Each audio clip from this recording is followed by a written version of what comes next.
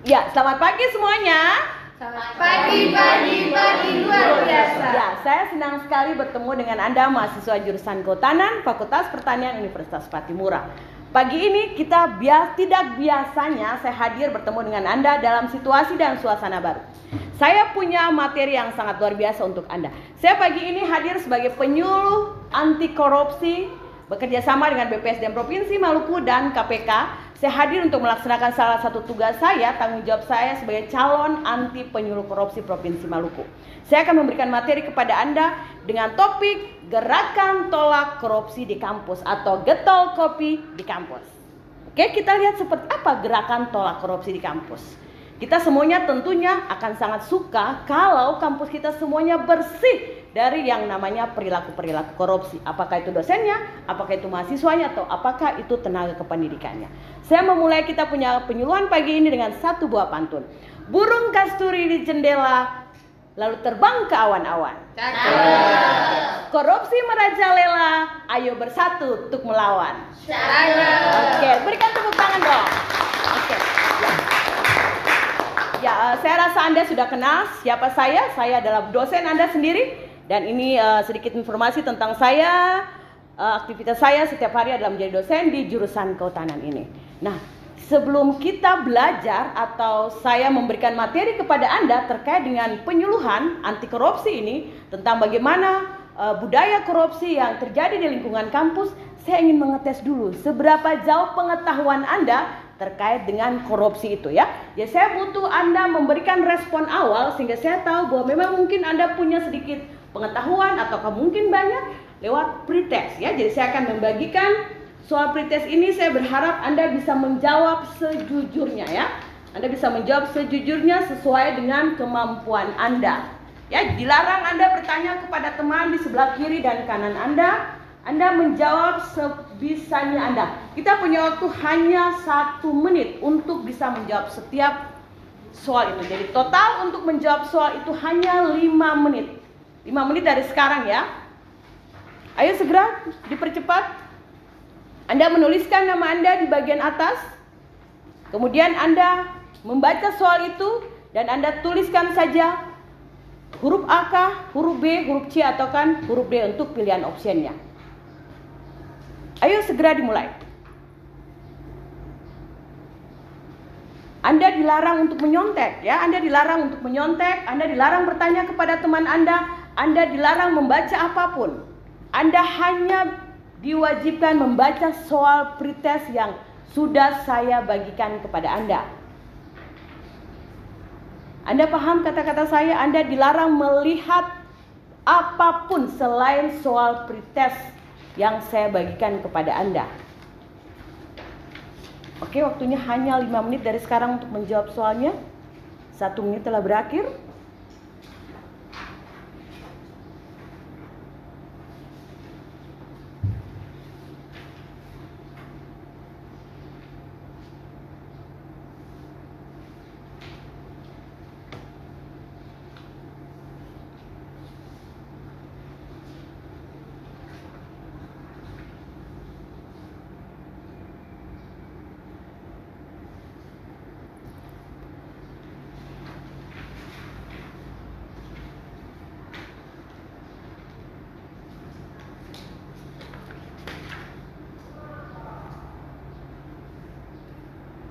Tinggal 2 menit lagi. Saya minta tolong Ivana untuk mengumpulkan 2 menit setelah ini.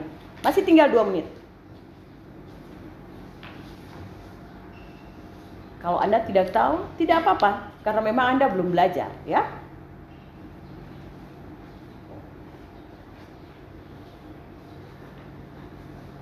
Oke, selesai. Saya minta tolong Ivana untuk mengumpulkannya. Setelah itu diletakkan kembali di atas meja di depan saya. Ya, stop. Anda harus memperbiasakan diri ketika dibilang stop, dibilang selesai untuk sesuatu hal, Anda harus benar-benar stop di situ. Karena nilai-nilai integritas diri Anda teruji di situ. Ayo Ivana, lebih cepat lagi.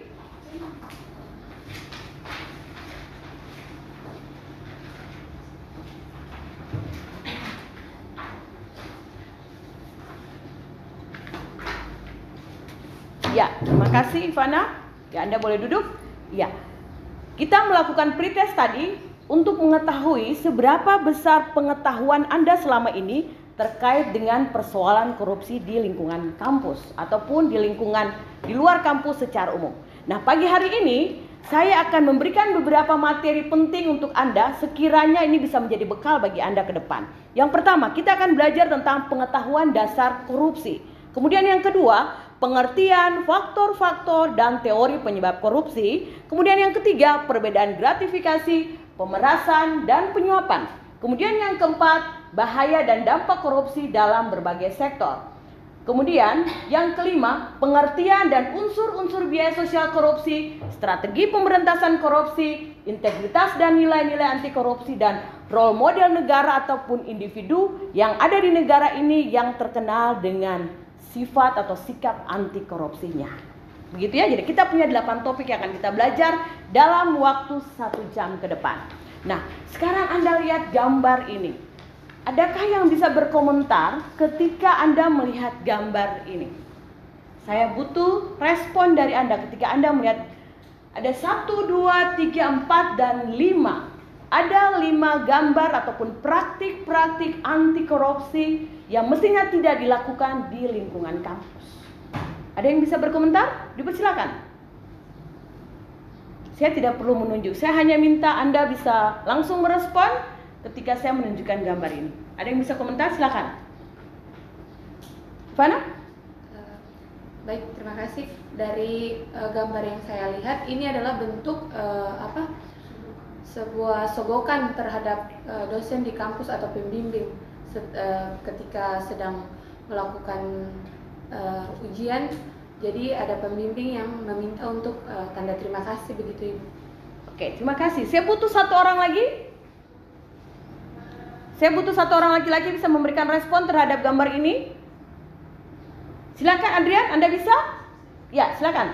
Menurut saya ini merupakan suatu korupsi. Saya rasa ini tidak benar karena bukan merupakan tanggung jawab seorang mahasiswa untuk memberikan makanan dan seorang dosen. Oke, terima kasih ya, respon Anda sangat luar biasa. Itu artinya bahwa Anda memahami bahwa itu adalah tindakan-tindakan yang tidak tepat. Nah, di sini kita bisa lihat kisah yang pertama, ada seorang mahasiswa yang dia akan menyiapkan diri untuk menghadapi ujian skripsi. Mungkin saja di kampus itu ada budaya bahwa harus memberikan sesuatu yang wow, sesuatu yang mewah kepada dosen di kampus itu. Sementara si anak ini dia kategori adalah anak yang miskin, dia berasal dari keluarga yang miskin. Tentunya dia akan sangat kesulitan ketika menghadapi ujian skripsi. Terpaksa dia harus menjual cincin ibunya. Saya berharap situasi itu tidak ada di lingkungan kita di jurusan kehutanan ya. Kemudian yang kedua misalnya, ketika dia berhubungan dengan dosen pembimbingnya selalu putar dia, dosen pembimbingnya tidak memberikan respon yang baik kepada dia, lalu akhirnya dia mencari jalan pintas. Dia memberikan uang kepada sang dosen. Dia berpikir, dosen ini kan mungkin dia mau saja menerima uang dari saya. Lalu kemudian dia berikanlah uang itu, dibawa skripsinya, dia bawa skripsinya untuk diperiksa, dia bawa tesisnya, kemudian dia selipkanlah uang di dalam skripsi itu. Ya kadang-kadang ada yang menerima, kadang-kadang ada juga yang tidak menerima. Tetapi mestinya adalah bahwa dosen ataupun mahasiswa dilarang keras melakukan praktik-praktik seperti ini. Jadi saya berharap setelah ini Anda tidak lagi melakukan praktik memberikan sesuatu kepada seorang dosen dalam bentuk apapun. Apakah itu uang, apakah itu makanan, apakah itu barang, atau apapun saja kepada dosen. Karena itu melanggar aturan korupsi. Ada salah satu yang namanya gratifikasi. Dan Anda bisa kena masalah di situ. Dan dosen bisa kena masalah di situ ya. Jadi memang kita budaya timur berpikir memberikan sesuatu kepada dosen itu biasa saja. Tetapi itu sebetulnya salah dan itu tidak boleh. Anda bisa memberikan sesuatu kepada dosen kalau Anda tidak punya hubungan lagi dengan dosen itu. Tidak punya hubungan apapun. Misalnya Anda sudah lulus, sudah bertahun-tahun Anda pergi bekerja dan Anda sukses dan pulang, baru membawa sesuatu untuk dosen yang ada di jurusan kehutanan, itu mungkin boleh. Tetapi selama Anda masih punya kepentingan, Anda dilarang memberikan sesuatu kepada dosen di jurusan kehutanan ataupun siapa saja yang ada di lingkungan Universitas Patimura Ambon. Apakah orang di rektorat, apakah orang di fakultas, dilarang keras Anda memberikan sesuatu. Oke? Nah sekarang kita coba lihat kira-kira korupsi itu apa ya? Kita akan lihat korupsi itu seperti apa. Jadi kata korupsi ini dia berasal dari bahasa Latin yang artinya sebuah tindakan yang merusak, sebuah tindakan yang menghancurkan. Lalu kemudian dia juga mengarah kepada sebuah sikap yang menuju kebusukan, keburukan, kebejatan, ketidakjujuran atau sesuatu yang dapat disuap. Kemudian perilaku-perilaku ini lalu kemudian diundangkan oleh pemerintah Republik Indonesia, dilegalkan dengan Undang-Undang Nomor 31 Tahun 1999 tentang pemberantasan tindak pidana korupsi. Di dalam undang-undang ini dibilang bahwa korupsi adalah setiap orang yang dengan sengaja melawan hukum untuk melakukan perbuatan dengan tujuan memperkaya dirinya sendiri atau orang lain atau suatu korporasi yang mengakibatkan kerugian keuangan negara atau perekonomian negara. Jadi kalau ada tindakan yang memberikan keuntungan kepada saya, kepada pribadi saya, kepada kelompok-kelompok saya, atau kepada hubungan pertemanan, atau kepada lembaga, kepada jurusan, kepada fakultas, itu namanya korupsi. Gitu ya. Kemudian begitu juga dengan Anda. Saya berharap Anda bisa punya pemahaman dasar tentang perilaku-perilaku korupsi ini. Nah, ini ada 3 faktor yang menyebabkan terjadinya korupsi. Ya, jadi yang pertama itu ada kesempatan, kemudian ada rasionalisasi dan ada tekanan. Ketiga hal ini dia harus terjadi secara bersamaan. Jadi korupsi itu tidak hanya satu, ya, tidak hanya tekanan saja, bukan saja rasionalisasi saja ataupun kesempatan saja, tetapi ketiga hal ini, ketiga segitiga ini harus terjadi dalam waktu yang bersamaan. Nah, kita lihat yang pertama tentang tekanan. Tekanan itu bisa berasal dari dalam diri kita sendiri ataupun dari lingkungan luar, dari diri kita dan dari orang di sekitar kita. Nah, kemudian ini tekanan eksternal ya, dari lingkungan kerja, dari lingkungan rumah Anda, dari lingkungan orang-orang di sekitar kehidupan Anda. Nah, kemudian ini kesempatan. Anda biasanya kalau menonton TV biasanya ada dibilang kejahatan itu terjadi karena ada kesempatan. Jadi misalnya seorang pencuri, dia mungkin tidak ingin mencuri motor Anda di parkiran jurusan kehutanan, tetapi karena ketika dia lewat dan melihat bahwa sangat sepi di ruangan ini, tidak ada orang di sekitar lingkungan jurusan kehutanan, maka terbersihlah keinginannya untuk mencuri motor itu. Padahal sebetulnya dia tidak punya niat sama sekali. Dan ini yang namanya rasionalisasi. Misalnya kita di Ambon, ya, kita bilang tidak apa-apa, kita cuma kasih seorang dosen, kita punya teman-teman dosen cuman durian 1 buah. Kita cuman kasih durian 1 buah. Kita pulang dari kampung kita cuman bawa salak 1 plastik kecil saja. Tidak apa-apa menurut kita. Tetapi itu salah. Karena Anda masih punya hubungan dengan dosen-dosen di jurusan ini. Masih punya hubungan dengan orang-orang yang ada di lembaga pendidikan ini. Meskipun menurut Anda itu tidak masalah, tidak ada hubungan. Misalnya Anda bilang, oh tidak, dosen itu dia tidak memberikan kuliah kepada saya. Betul, dia tidak memberikan kuliah langsung kepada Anda. Tetapi selama Anda masih ada di sini dan dosen itu adalah pejabat negara atau ASN, berarti itu dilarang keras.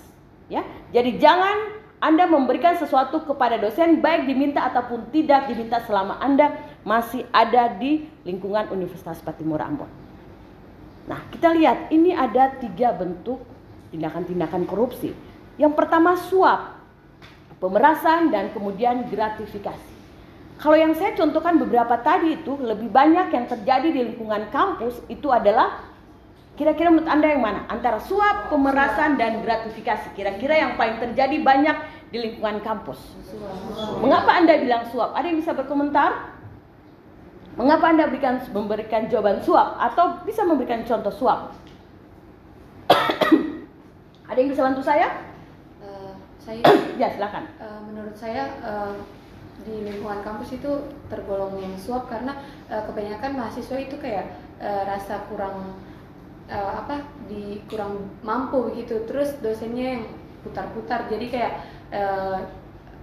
mungkin dosen itu dia punya perilaku agak kejam gitu, tegas, terus dia merasa mungkin tidak bisa, jadi dia memberikan sesuatu supaya dalam bentuk kayak mengambil hati begitu.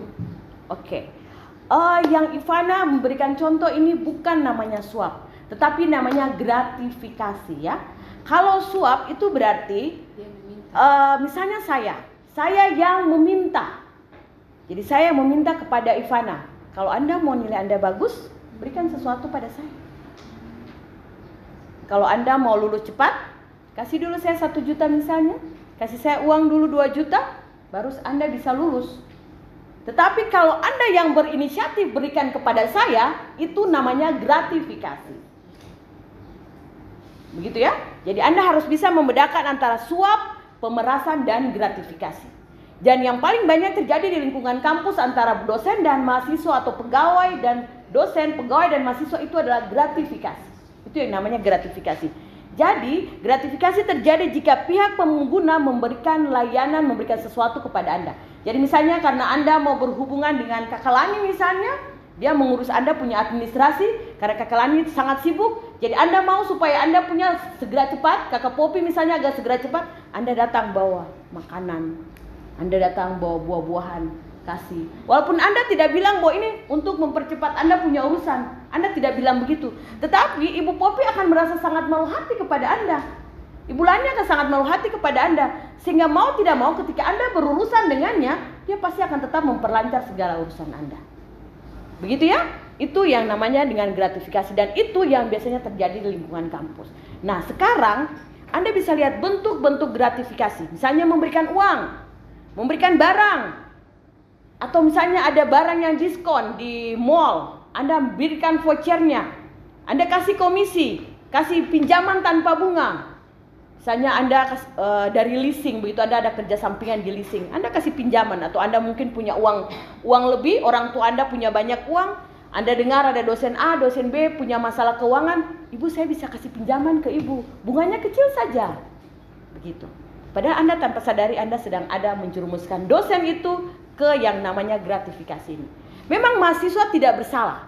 Mahasiswa tidak bersalah dalam kasus ini. Yang bersalah adalah dosennya apabila dia menerima pemberian mahasiswanya. Oleh karena itu, apabila si dosen dia untuk menghindari diri supaya tidak terjerat dengan masalah korupsi, begitu mahasiswanya memberikan sesuatu, dia harus melapor kepada KPK.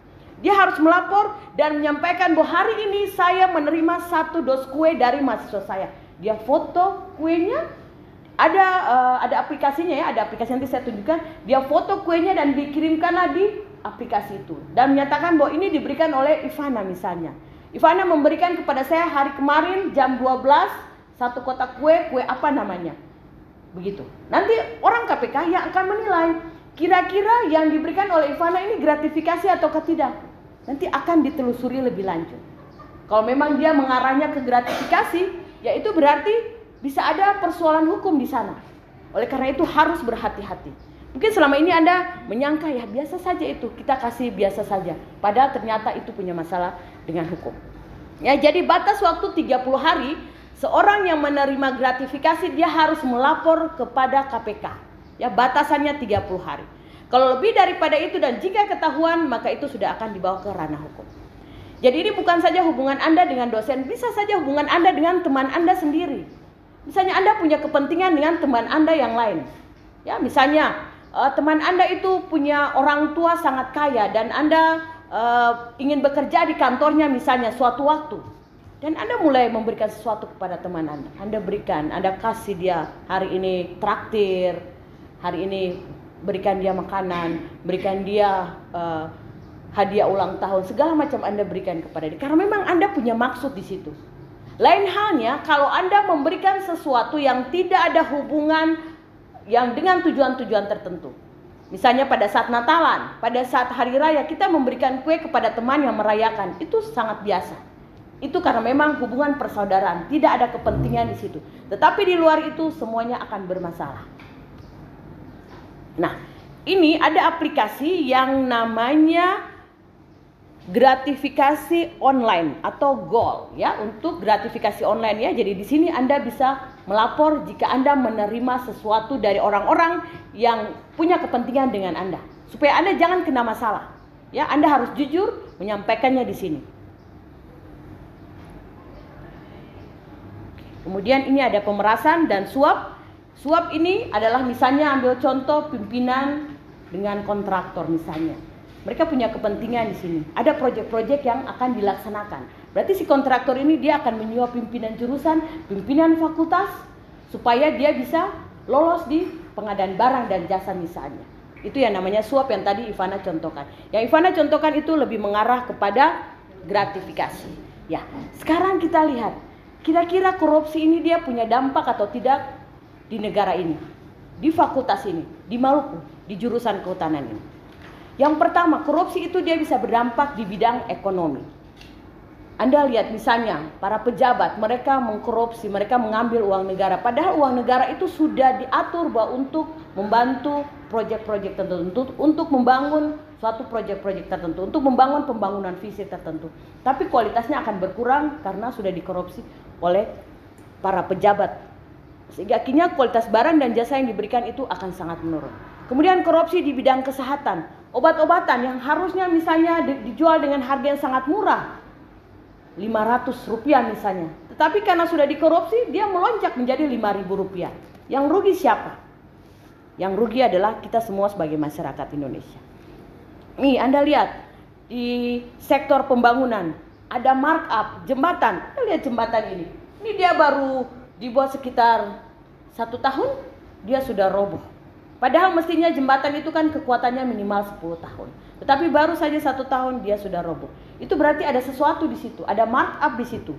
Mungkin saja campuran semennya yang tidak bagus, atau mungkin ukuran besinya yang dipakai tidak tepat sesuai dengan speknya. Akibatnya demikian. Nah, kemudian korupsi di bidang sosial dan kemiskinan. Kemudian juga ada korupsi di bidang budaya dan di bidang pemerintahan. Nah, sekarang kita lihat biaya sosial korupsi. Ada di antara Anda yang tahu biaya sosial korupsi?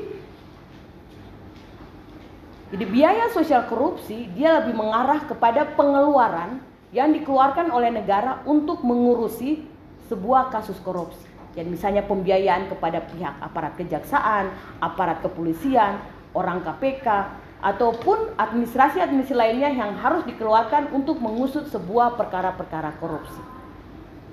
Itu yang namanya biaya sosial korupsi. Nah, sekarang kita lihat bagaimana caranya kita mencegah perilaku-perilaku korupsi di lingkungan kampus. Yang pertama, penindakan, perbaikan sistem, dan pendidikan atau edukasi. Bagi Anda semua yang ada di umur seperti ini, Anda ada di umur berapa sekarang? Sekitar berapa?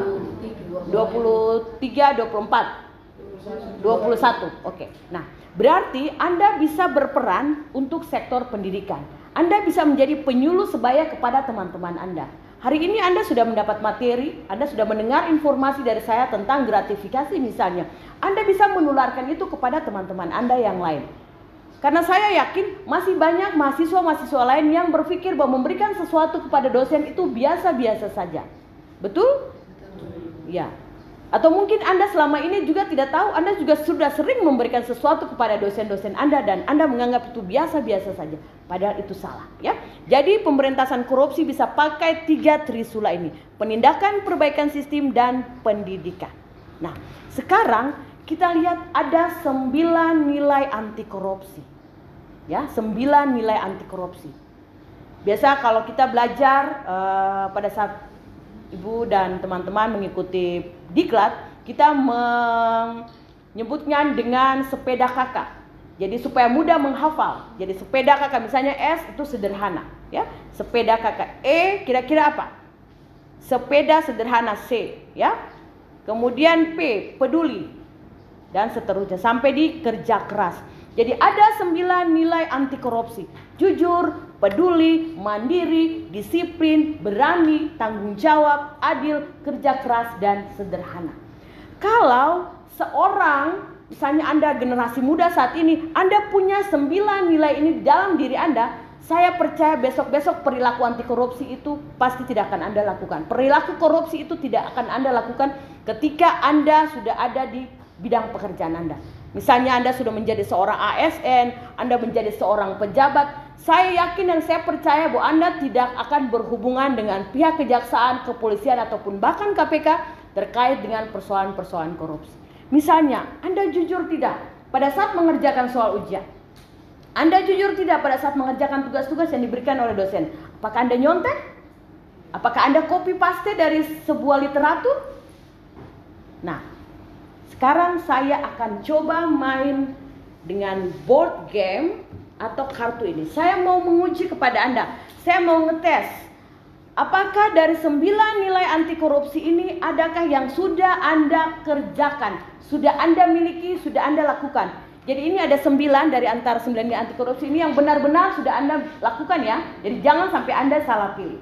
Ya, saya minta Anda maju ke depan semuanya dan masing-masing memilih satu kartu yang sekiranya benar-benar sudah Anda lakukan dari 9 nilai anti korupsi ini, yang benar-benar sudah Anda lakukan.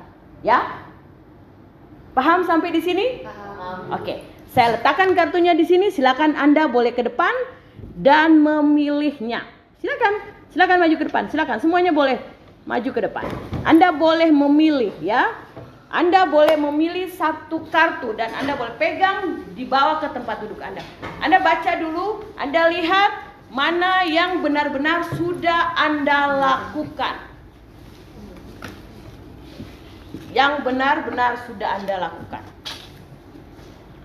Coba. Dari 9 nilai anti korupsi ini.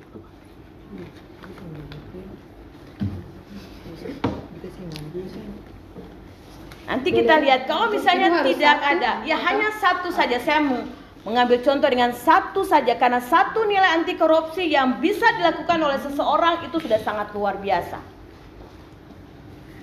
Yang sudah Anda lakukannya, yang Anda harus yakinkan saya bahwa itu adalah sikap Anda. Saya ingin tahu karakter Anda lewat kartu-kartu ini. Oke, selesai. Waktunya Anda boleh kembali ke tempat duduk dan kita lihat. Ayo. Saya minta dari sebelah kiri saya, yang paling belakang, silakan.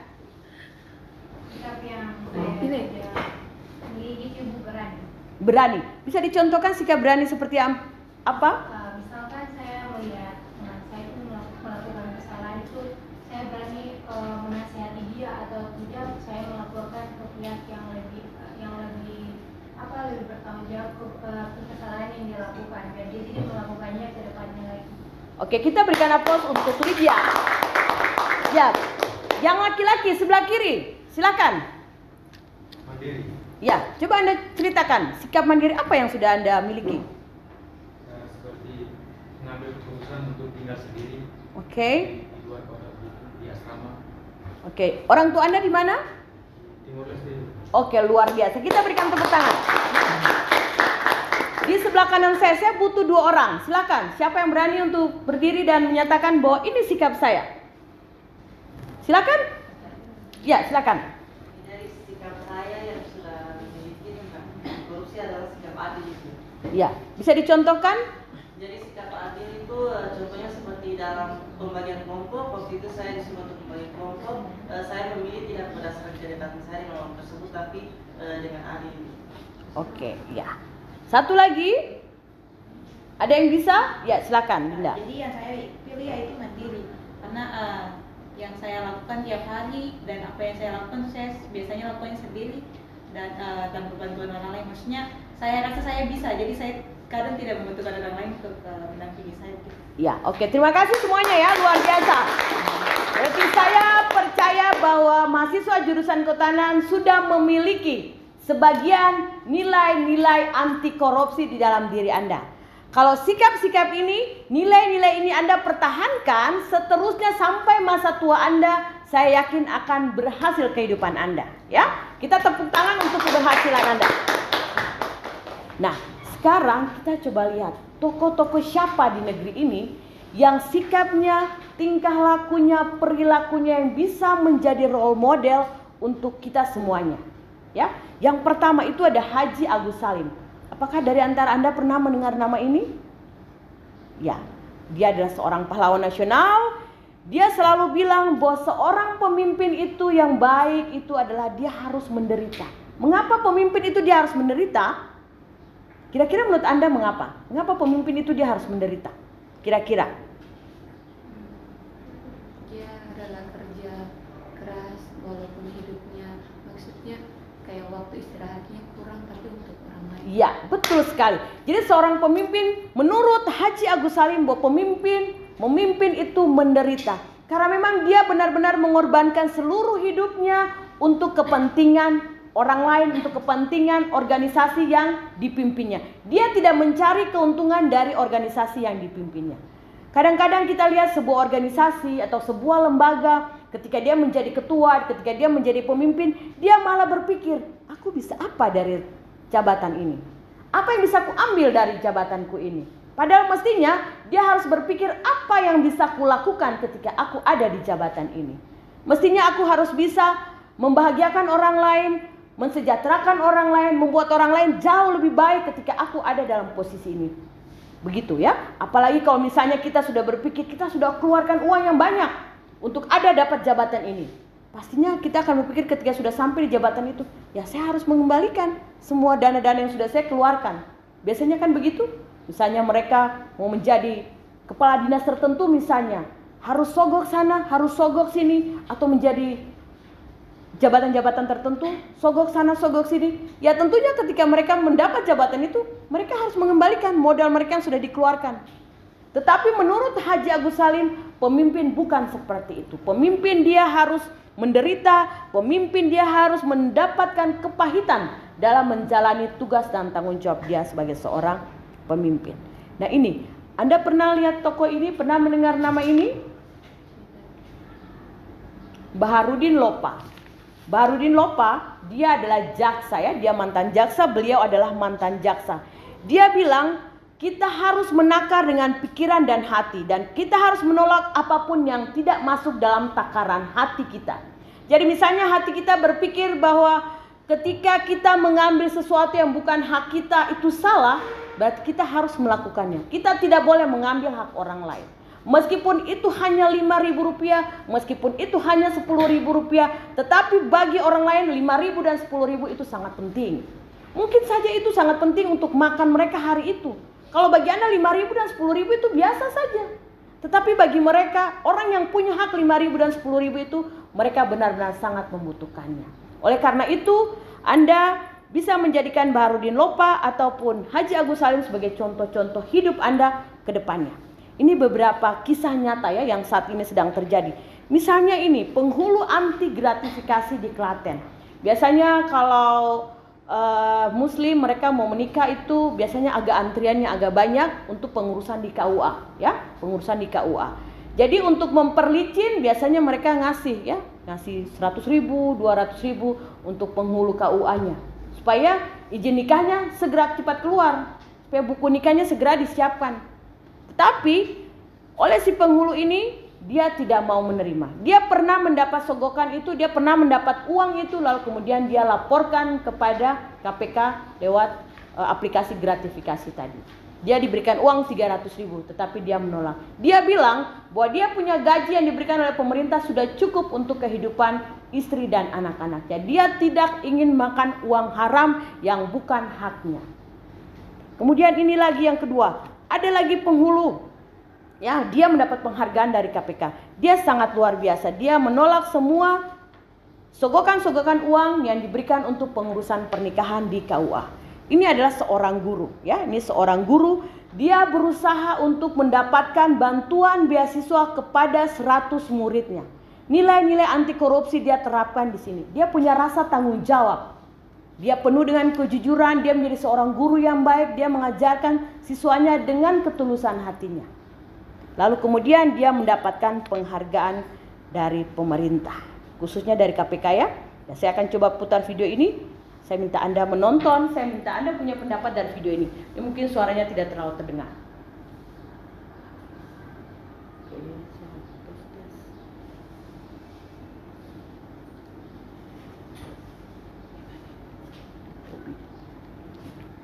Oops, sorry. Nah, ya, saya ulangi lagi ya ini videonya.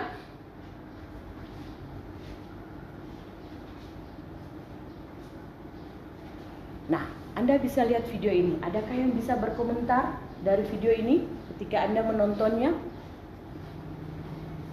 Ada yang bisa berkomentar? Ada yang bisa berkomentar dari video ini? Ya, silakan Linda. Harta, jabatan dan lain-lain itu tidak bisa kekal, artinya tidak abadi. Ya. sewaktu bisa hilang. Oke, ini untuk Linda. Terima kasih. Ya, jadi dari video ini Anda lihat, ini dia seorang yang sangat kaya raya dan tidak tahu dari mana sumber hartanya, ya. Ya, syukur-syukur kalau dia punya harta itu dari sesuatu yang benar-benar bersih di dalam tugas dan tanggung jawabnya. Tetapi kalau hartanya itu berasal dari perilaku-perilaku korup, nah itu akan dia tuai hasilnya ketika dia meninggal nanti. Nah, Anda lihat, ketika dia masa hidupnya, dia punya banyak sekali yang mewah di tubuhnya. Ketika pada saat dia meninggal, apa yang dia bawa? Tidak ada, ya. Pada saat kita meninggal, kita akan mempertanggungjawabkan semua perbuatan-perbuatan yang kita lakukan di dunia ini. Tentunya perbuatan baiklah yang akan menyelamatkan kita. Perbuatan yang jahat tentu tidak akan menyelamatkan kita. Perbuatan jahat malah akan menyengsarakan kita ketika kita meninggal. Saat ini Anda masih ada dalam umur yang sangat muda. Anda bisa memperbaiki diri Anda setelah Anda menerima penyuluhan dari saya, ya. Anda masih punya cukup waktu untuk memperbaiki. Kita tidak tahu kapan kita meninggal. Kita tidak tahu kapan kita meninggal. Bisa saja hari ini, bisa besok, bisa beberapa tahun ke depan. Dan kalau misalnya kita tidak punya waktu untuk memperbaiki diri, ya tentunya kita siap-siap saja menerima semua tuaian yang sudah kita lakukan selama kita hidup di dunia ini. Oleh karena itu, 9 nilai anti korupsi yang tadi saya ajarkan itu bisa menjadi bekal Anda.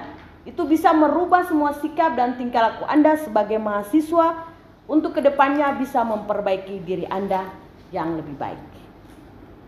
Oke, sampai di sini kita akan mencoba mengetes lagi seberapa paham Anda terhadap materi yang sudah saya sampaikan. Saya punya soal, saya akan bagikan kepada Anda, lalu kemudian Anda tolong untuk menjawabnya sesuai dengan apa yang sudah saya sampaikan tadi. Semua bahan di atas meja Anda silakan disimpan. Tidak ada yang bisa dijadikan sumber bacaan. Meja Anda benar-benar clear. Meja Anda benar-benar clear.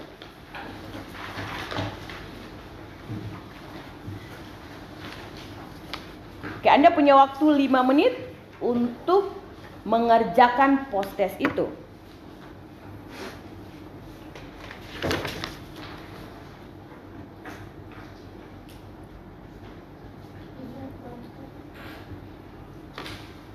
Ya, bisa dibantu?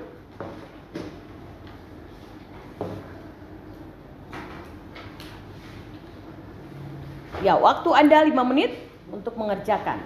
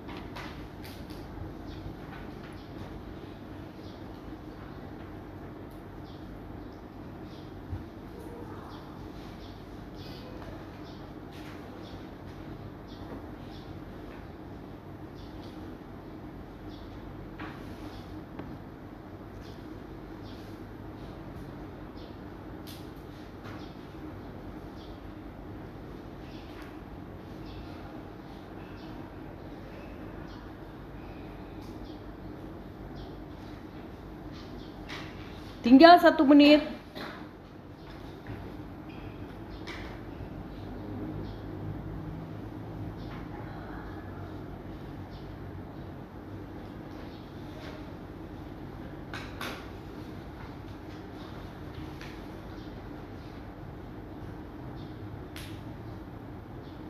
Ya, selesai. Anda boleh kumpul ke depan.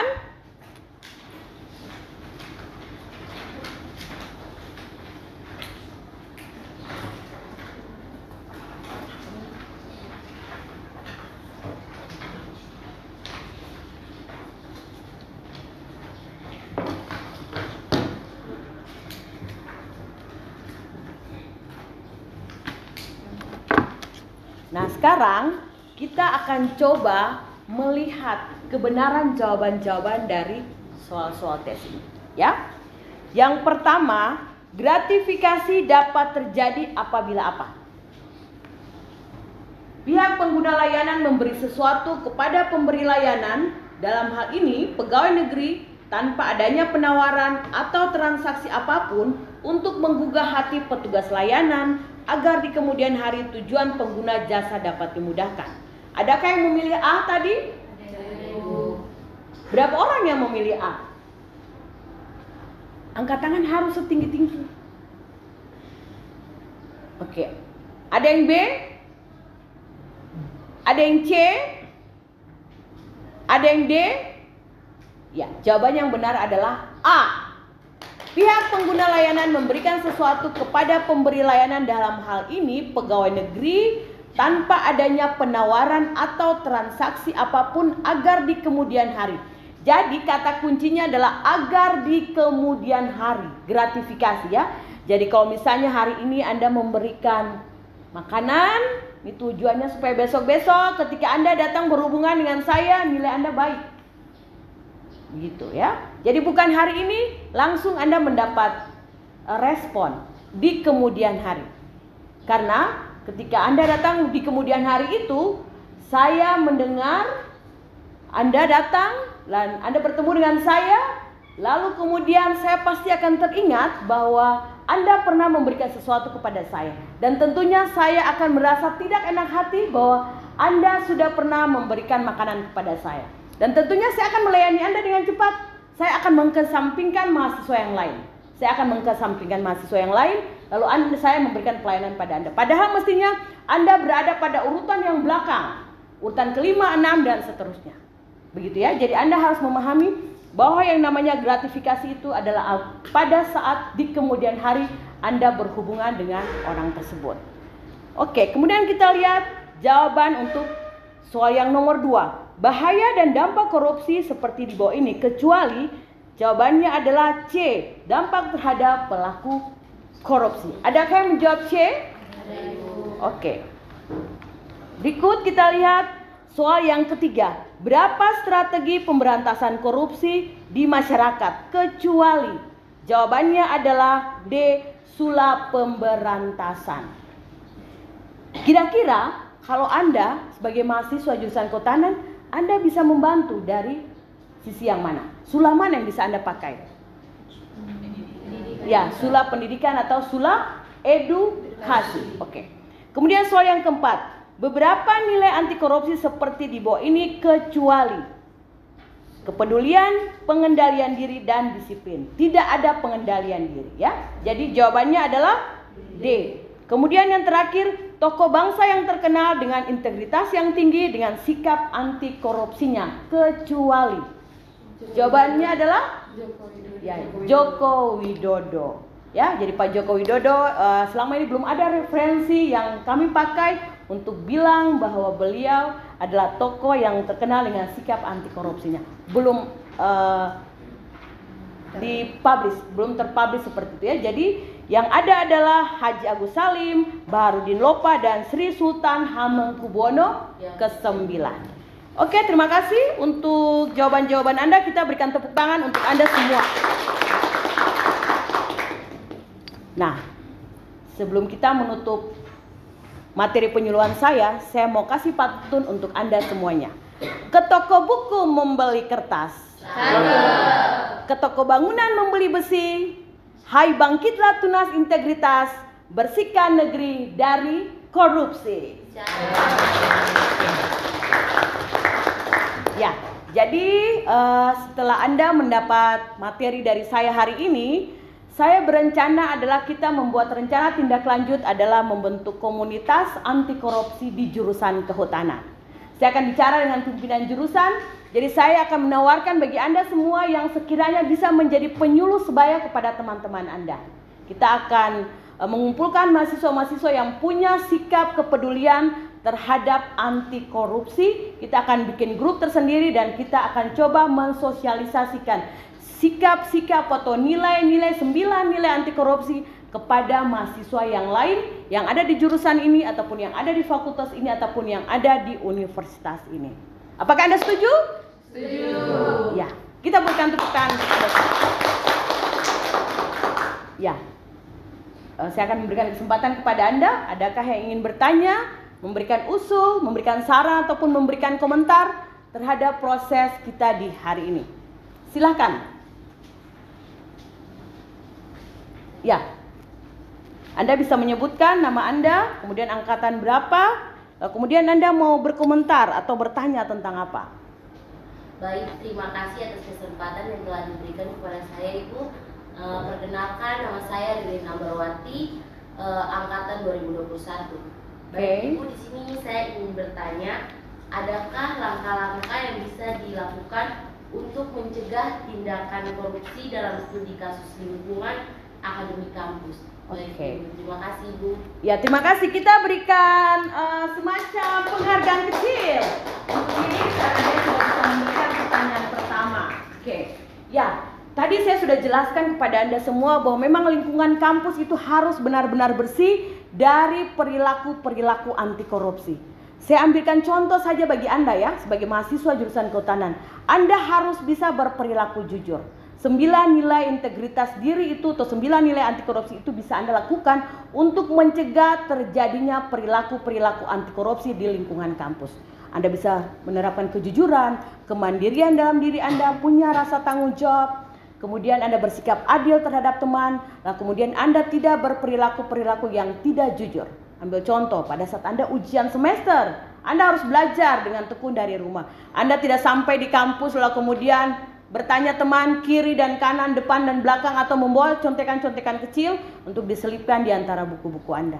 Ketika waktunya ujian semester, Anda sudah harus menyiapkan diri dengan baik. Semua tugas-tugas makalah yang diberikan oleh dosen, Anda harus mengerjakannya dengan jujur. Anda tidak copy paste dari internet. Anda tidak lalu kemudian mengambilnya dengan begitu gampangnya, lalu kemudian mengklaim bahwa itu adalah hasil pekerjaan Anda. Sikap ketidakjujuran muncul di situ. Oleh karena itu, untuk mencegah perilaku-perilaku korupsi yang besar di lingkungan kampus, mulailah dengan menerapkan 9 nilai-nilai integritas diri di dalam kehidupan Anda sebagai mahasiswa di lingkungan kampus Universitas Patimura Ambon. Oke, mungkin bisa begitu? Baik, Ibu. Ya, ada lagi yang lain? Ya, silakan, Lydia. Terima kasih Bu atas kesempatannya. Saya Lydia Kurniawan, saya dari angkatan 2002. Saya ingin berkomentar Ibu. Iya, silakan. Gratifikasi.